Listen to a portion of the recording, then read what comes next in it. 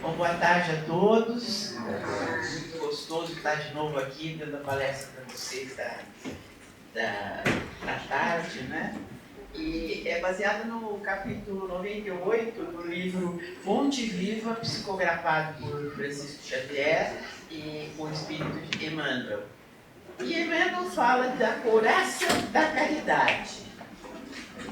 E a frase que ele diz é assim: sejamos sóbrios, vestindo-nos da couraça da fé e da caridade.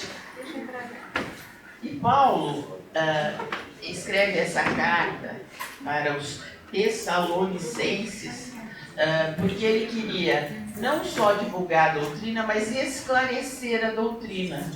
Então, essas cartas que ele escreve inúmeras, que são detalhadas e são discutidas e a gente toda vez estuda, é realmente no sentido de esclarecer algumas dúvidas. Então, em tese, essas palestras que a gente dá são para isso.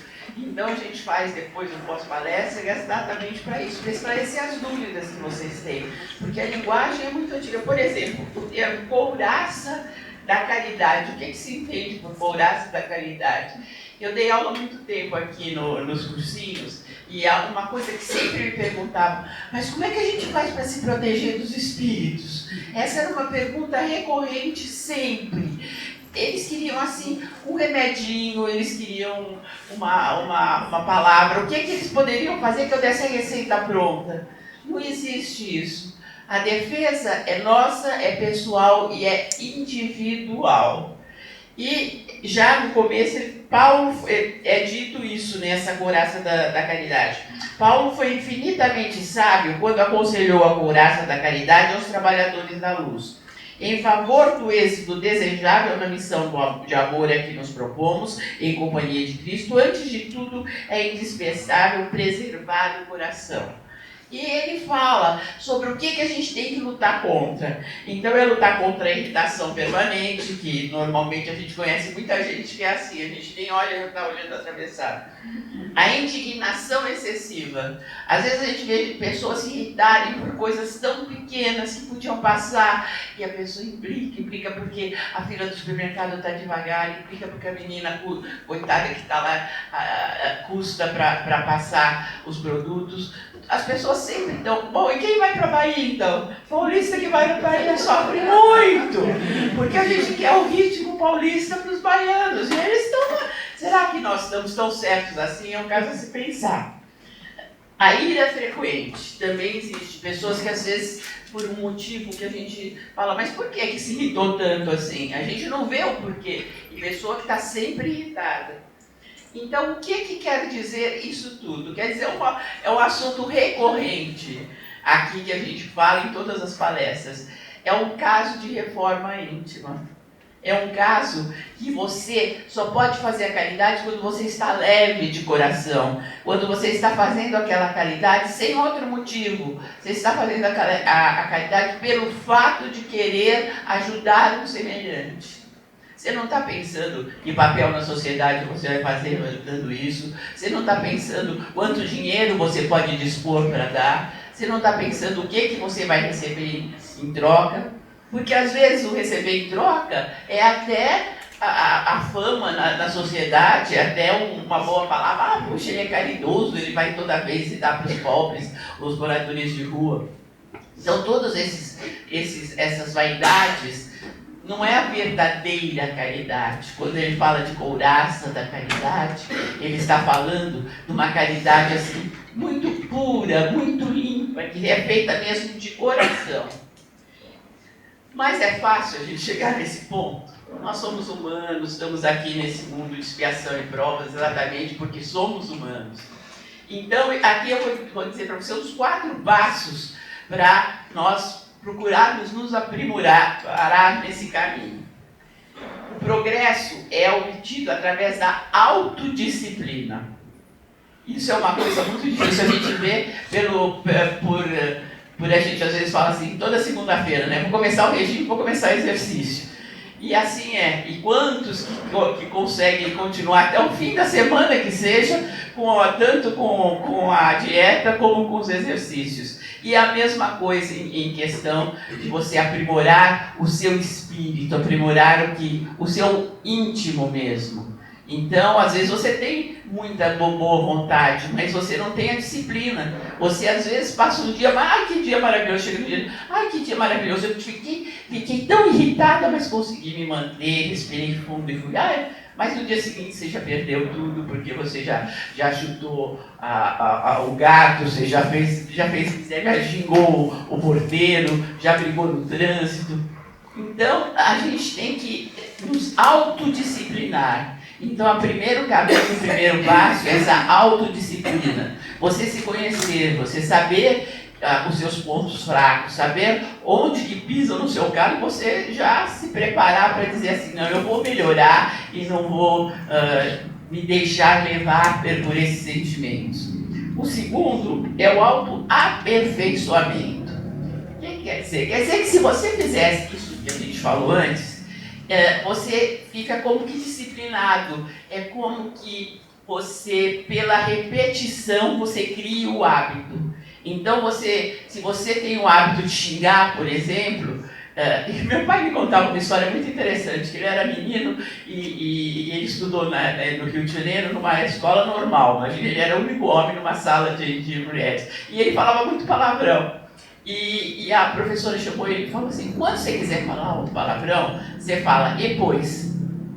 E ele falava depois até o fim da vida e nunca mais falou palavrão, porque ele se autocondicionou. Então a gente também pode se autocondicionar. A gente conhece quando a gente vai, aquele passinho que a gente vai perder as estribeiras. Então a gente pode se autocondicionar. E a gente se disciplinando, a gente chega nesse autoaperfeiçoamento, que é exatamente isso.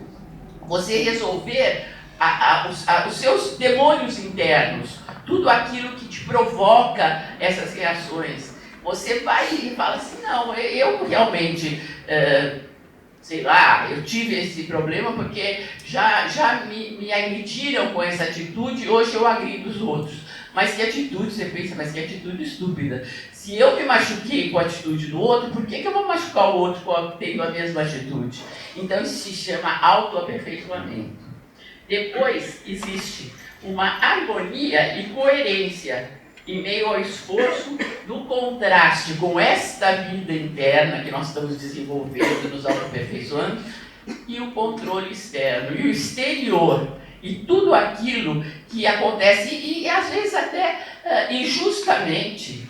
Quantas? Não é tudo que acontece, a gente fala assim, não é isso, não existe esse mereceu. Porque se foi alguma coisa de outra encarnação, foi de outra encarnação. E nós temos todo o direito de querer o melhor para essa encarnação. Então, mesmo que seja algum percalço que nós tivéssemos que passar, nós podemos passar de uma maneira mais leve, de uma maneira mais conhecendo isso, sabendo isso e dizendo, não, eu vou ultrapassar. Porque mesmo o tropeço é um passo à frente. Então, se a gente olhar o tropeço, ai que desgraça, tropecei, vou ficar parada, não vou fazer nada. É uma atitude. Você fala, tropecei, puxa, mas agora eu já levanto e já vou para frente. Então, esse autoconhecimento, junto com esse aperfeiçoamento, junto com esse controle, junto com essa harmonia entre o interior e o exterior, entre o nosso interior, que nós já trabalhamos, demos esses passos, e o exterior que nos agride às vezes. Então nós temos que pensar que o exterior é exterior, que o outro é o outro. Então nós não temos que nos doer pela atitude do outro. Quem está errado é o outro, não sou eu.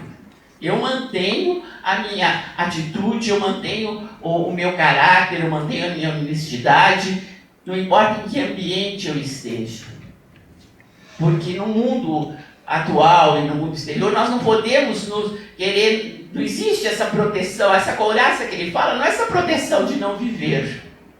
Essa couraça é justamente para vivermos num mundo que a toda hora nos agride, que a toda hora acontece alguma coisa, e sabermos nos manter internamente íntegros dentro desse mundo que às vezes nos agride, que às vezes é injusto conosco. Então tudo isso é essa harmonia entre a gente saber que o nosso interior é nosso e que o exterior e o outro é o outro. E por fim, o grupo mais elevado de vibrações é naturalmente espiritual. Vocês têm um pouco essa sensação, e é uma sensação maravilhosa. Quando vocês estão na preparação, vem todo um relaxamento, vem todo palavras de amor, vocês já saíram de casa, já enfrentaram trânsito, já deram um oásis aí nas atribuições do dia para chegar aqui. Então vocês vieram com essa predisposição. Aí vocês pegam e falam, bom, eu estou aqui, pensei assim, já que eu estou aqui, eu vou aproveitar. Então as palavras vão levando vocês a um relaxamento, a uma integração do interior com o exterior, é exatamente isso. E aí vocês chegam nessa vibração espiritual na hora do passe, que vem diretamente do plano espiritual para cada um de vocês. Se vocês soubessem a força, e acho que vocês imaginam, a força que tem esse passe espiritual, que é em toda a palestra, em toda a preparação é dado. Quando agora ele fala, agora veio diretamente do plano espiritual, e fica uns minutos em silêncio. Procure que o pensamento não voe nesses minutos.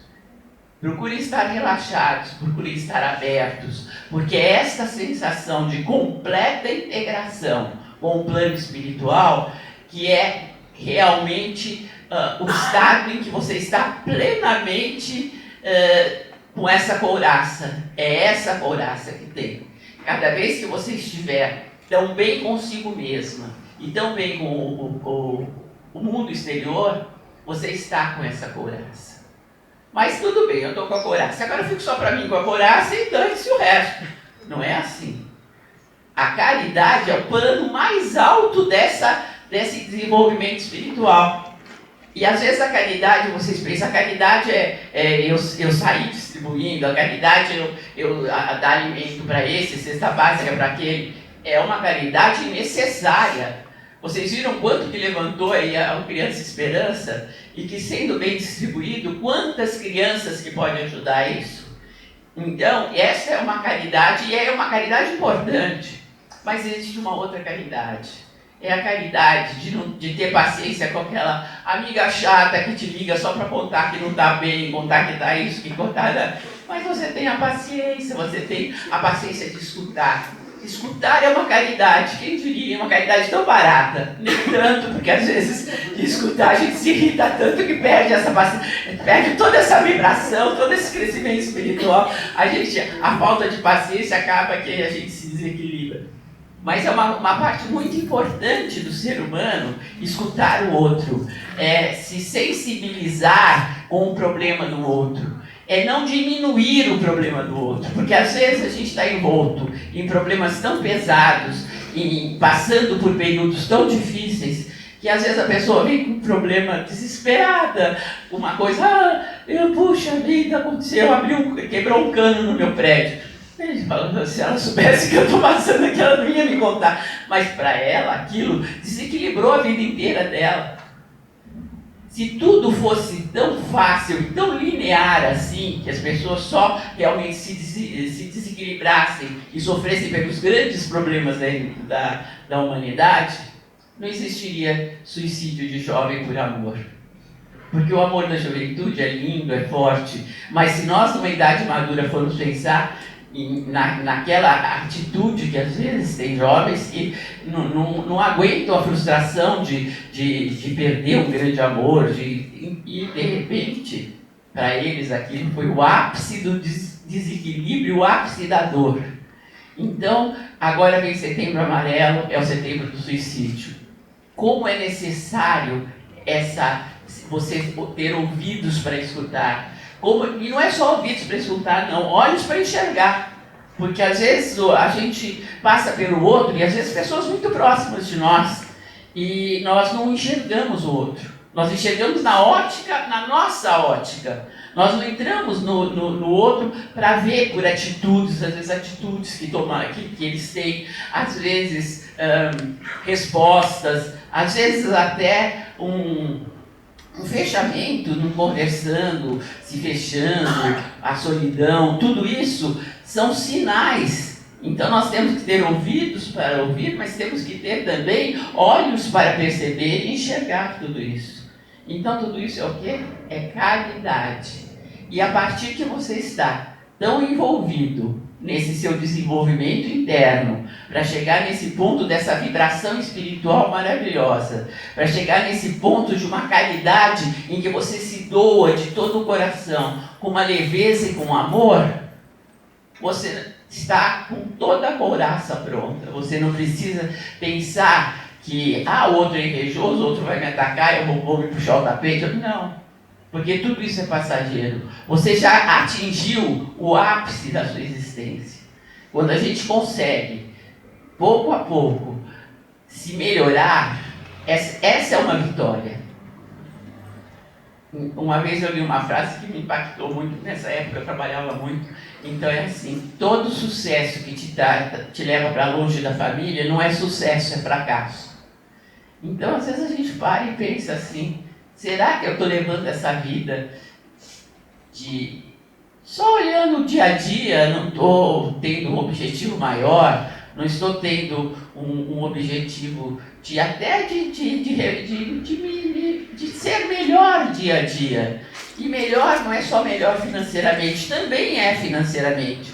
Porque também ninguém prospera se não tem esse objetivo de ir para frente. Mas também ir para frente como ser humano. Então, como ser humano, a nossa primeira obrigação é realmente todo esse crescimento interior. Porque a partir disso, nós vamos conseguir fazer uma caridade como ela deve ser feita. E além disso, nós vamos conseguir estar com essa couraça da caridade que é dita aqui, que Emmanuel nos explica tão bem, porque é isso que nos protege. É esse estado de espírito, eu diria que essa predisposição para fazer o bem, essa predisposição para sair de nós em prol do outro. Então essa capacidade é que vai nos tornar realmente protegidos e fortes e inteiros. Então é isso, minha gente, muito obrigada.